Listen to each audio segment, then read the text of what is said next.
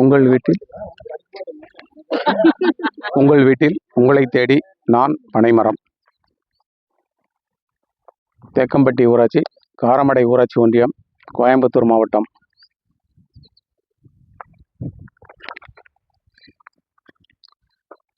தமிழ்நாடு பனை தொழிலாளர்கள் மற்றும் அனைத்து உடல் உழைப்பு கட்டுமான பொது தொழிலாளர் சங்கம். அனைவருக்கும் வணக்கம். தமிழ்நாடு பனை தொழிலாளர் நல வாரியத்திலிருந்து நாங்கள் வந்திருக்கிறோம். நம்முடைய கோயம்புத்தூர் மாவட்ட ஆட்சித்தலைவர் அவர்களுக்கும் மற்றும் டிஆர்டிஏ மாவட்ட ஊரக வளர்ச்சி முகமை அவர்களுக்கும், ஊரக வளர்ச்சி இயக்குனர் அவர்களுக்கும், நம்முடைய காரமடை ஊராட்சி ஒன்றியத்தின் வட்டார வளர்ச்சி அலுவலர் கிராம ஊராட்சி அவர்களுக்கும், துணை வட்டார வளர்ச்சி அலுவலராக இருக்கக்கூடிய மேடம் அவர்களுக்கும், ஊராட்சி மன்ற செக்ரட்டரி, தேக்கம்பட்டி ஊராட்சி மன்ற செக்ரட்டரி அவர்களுக்கும், பணித்தள பொறுப்பாளராக இருக்கக்கூடிய அவர்களுக்கும், திட்ட ஒருங்கிணைப்பாளர்களுக்கும் மற்றும் இங்கே 100 நாள் பணி புரியக்கூடிய அனைத்து தமிழ் உறவுகளுக்கும் உங்கள் அனைவருக்கும் வணக்கம். இன்று பனைமரம் பற்றிய விழிப்புணர்வை நம்முடைய மாவட்ட ஆட்சித்தலைவர் அவர்கள் உத்தரவின்படி நாங்கள் ஒவ்வொரு கிராமமாக கிராம ஊராட்சியின் வாரியாக செயல்படுத்தி கொண்டு வந்து கொண்டிருக்கிறோம். பனைமரம் என்பது உங்களுக்கு தெரியுமா? தெரியும், அப்படித்தானே? இந்த பனை மரத்தில் நமக்கு என்னென்னலாம் கிடைக்குது?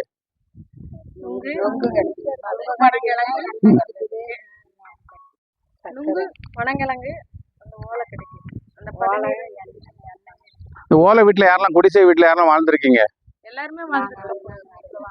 குடிசை வீட்டில், ஓலை குடிசையில் தான் எல்லாமே வாழ்ந்து வந்தவங்க, அப்படித்தானே? அப்போ பனைமரத்தை பற்றி நமக்கு எல்லாமே தெரியும். ஆமாம், அந்த பனைமரத்தில் பனைமரத்தை பொருட்களை நீங்கள் சாப்பிட்ருக்கீங்களா? என்னெல்லாம் சாப்பிட்ருக்கீங்க?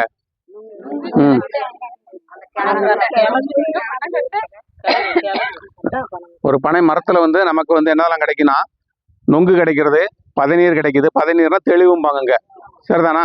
தெளிவு கிடைக்கிறது. அதே மாதிரி கற்பட்டி, பனங்கற்பட்டி, பனங்கற்கண்டு, சரியா?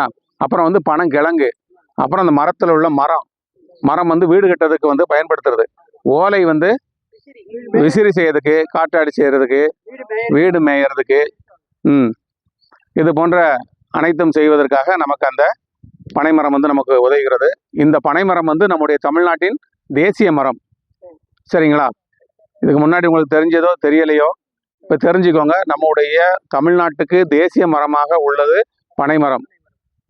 இந்த பனைமரம் அழிக்கப்பட்டு வருகிறது.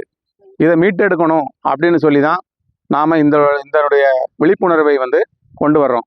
இப்போ நாம் பேசிக்கிட்டு இருக்கிறது, பார்த்து கொண்டு இருக்கிறது எல்லாமே உலக அளவில் இதை நாங்கள் ஒளிபரப்பிக்கிட்டு இருக்கோம். இப்போ வீடியோ போடுறோம் பார்த்தீங்களா? இந்த வீடியோ எல்லாமே உலக அளவில் இப்போ எந்த பஞ்சாயத்து, எந்த மாவட்டம், எந்த நம்மளுடைய அதிகாரிகள் யார், மக்கள் நீங்கள் எந்த மக்கள் எத்தனை பேர் இருக்கிறீங்க, இது எல்லாமே நம்மளுடைய உலக அளவில் கொண்டு போவதற்காக இந்த வேலைகள் நடந்து கொண்டிருக்கிறது. அனைவருக்கும் வணக்கம்.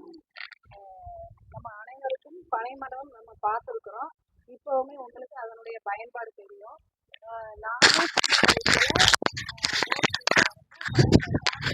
பனைமரத்தோட மரத்தை கட் பண்ணி அதுக்கு அந்த நிலையெல்லாம் வச்சிருந்தாங்க. அந்த சிராவை பனைமரத்தில் அந்த கட்டைகள்லாம் செய்த வீட்டில் நான் குடியிருந்திருக்கிறேன். அப்போது அந்த சிராவெல்லாம் நம்ம சின்ன பிள்ளைங்க விளையாடும் போது இங்கெல்லாம் ஏறும். அதனால் அந்த பனைமரம் நான் சின்ன வயசுலேருந்து என்னோட ரத்தத்தில் கலந்த ஒரு மரம் தான். ஆனால் அதனுடைய பயன்பாடுகள் போக போக மங்கி போச்சு. அதோட சிறப்புகள் தெரியாமலே போச்சு. இப்போ மறுபடியும் அதை மீட்டெடுக்கிறாங்க. நம்ம சின்ன வயசில் எல்லாரும் பனங்கற்பட்டியில் கல்லன்னு ஒன்று உண்டு, தெரியுமா உங்களுக்கு?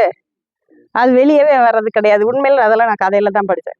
அந்த கல்லன் ரொம்ப டேஸ்ட்டாக இருக்கும்னு சொல்லுவாங்க. அதெல்லாம் இப்போ இருக்கிற தலைமுறைகள் டேஸ்ட் பண்ணது கிடையாது, சாப்பிட்டது கிடையாது. அது உடம்புக்கு ரொம்ப நல்லது.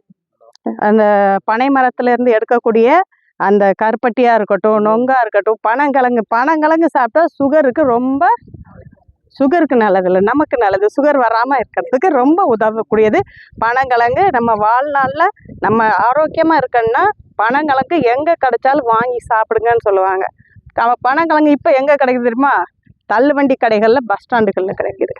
முந்தியெல்லாம் பொங்கலுக்கு நம்ம என்ன பண்ணுவோம்? பனங்கிழங்கு வாங்கி அவிப்போம். முக்கியமாக பொங்கலுக்கு இங்கே கூம்பு கிழங்குன்னு சொல்லுவீங்க, எங்கள் ஊரில் பனங்கிழங்குன்னு சொல்லுவோம்.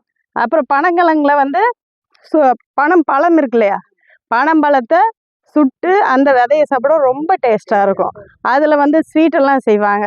நம்ம ரொம்ப ஆரோக்கியமாக செஞ்சது சமைச்சு சாப்பிட்டதுனால தான் அந்த தலைமுறை மக்கள் நிறைய பேர் ஹெல்த்தியாக இருக்கிறாங்க.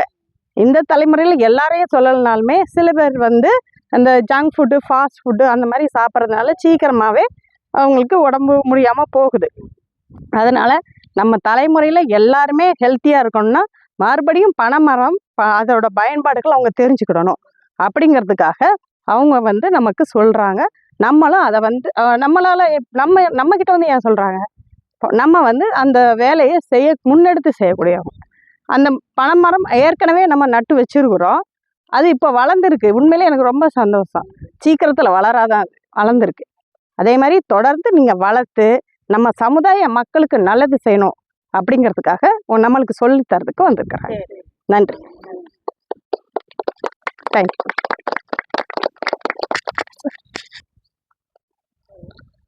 இப்போ பாருங்கள், இது வந்து பனம்பழம். நீங்கள் எல்லாம் பார்த்துருப்பீங்க. பனம்பழம் இது வந்து சாப்பிட்ருக்கீங்கன்னு சொல்லி சாப்பிட்ருக்கீங்க. சாப்பிட்டு தானே? இந்த பனம்பழம் சாப்பிட்டா நம்ம உடம்புல என்ன மாற்றம் உருவாகுது? உடம்பு இது வந்து சாப்பிட்ருக்கேன், டேஸ்ட்டாக இருக்குது, நல்லா இருக்குது.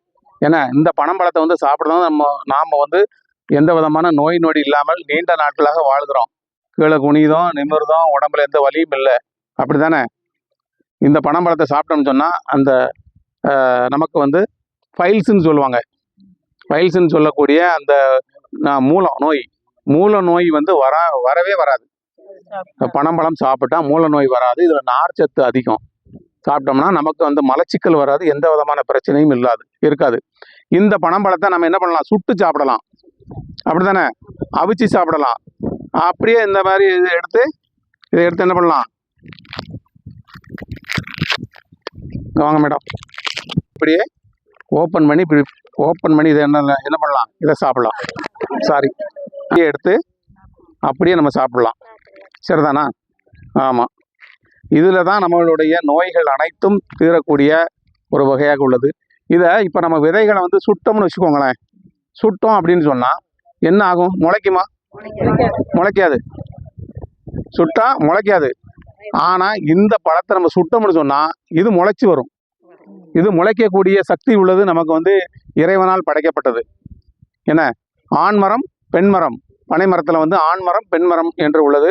பெண்கள் வந்து நம்ம எப்படி வந்து மற்றவங்களுக்கு வந்து உணவு கொடுக்கணும், சாப்பிட கொடுக்கணும், ஏன்னா அவங்களுடைய மனசு எப்படி இருக்கோ, ஒரு தாயின் மனதை போன்றது இந்த பெண் பனை மரத்தில் இருக்குது.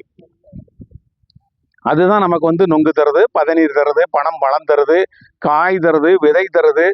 ஏன்னா இயற்கையின் அன்னை தாய்க்கு அடுத்தாற்போல் உள்ள ஒரு பெண்ணு தான் நம்மளுடைய பனைமரம்.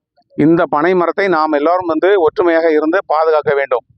இந்த பனைமரத்தை நாம் என்ன செய்யணும், நம்ம வரக்கூடிய நம்மளுடைய குழந்தைகளுக்கும் பேரன் பேத்தி இவர்களுக்கு உதவக்கூடிய வகையில் நாம் நோய் நொடி இல்லாமல் இருப்பதற்கு பனைமரத்தை நடவு செய்து பாதுகாப்பாக இருந்து அவர்களை நல்வழிப்படுத்தி கொண்டு போக வேண்டும் என்று நாங்கள் இந்த விழிப்புணர்வை கொடுத்து வருகின்றோம். ஆகவே நாம் மக்களாகிய அனைவரும் பனைமரத்தை வளர்த்து பாதுகாப்பாக இருப்பதற்காக நாங்கள் ஒவ்வொரு கிராமமாக சென்று வருகின்றோம். இதற்கு எங்களுக்கு முழு ஒத்துழைப்பு கொடுத்த உங்களுக்கும், தேக்கம்பட்டி ஊராட்சி மன்ற செக்ரட்டரி அவர்களுக்கும், நம்முடைய ஊராட்சி ஒன்றிய துணை வட்டார வளர்ச்சி அலுவலர் அம்மா அவர்களுக்கும் ஒரு நன்றி கலந்த வணக்கத்தை தெரிவித்துக் கொள்கிறோம். பனைமரம் வளர்ப்போம், பாதுகாப்பாக இருப்போம். சொல்லுங்க. பனைமரம் வளர்ப்போம், பாதுகாப்பாக இருப்போம். நன்றி, வணக்கம்.